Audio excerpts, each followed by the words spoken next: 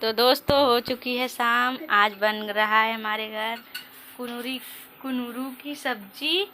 और देखिए बना रहे हैं। आज मेरी ड्यूटी ख़त्म है।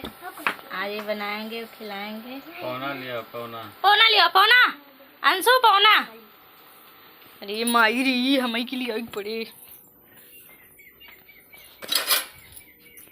लो पकड़।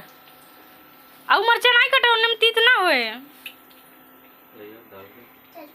झूठ डाला सूखा वाला मरचा मन बा।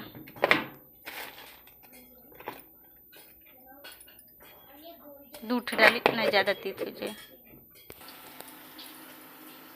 सो गाइस आप लोग को खाना हो तो आ जाइए हमारे घर। अभी बनने में 10-15 मिनट लगेगा। सब्जी बनेगी, रोटी और हम लोग खाएंगे क्योंकि सुबह से बहुत तेज भूख लगी है।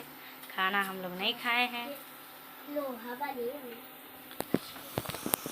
कैसे आऊँ मिलने बजेगी कंगना।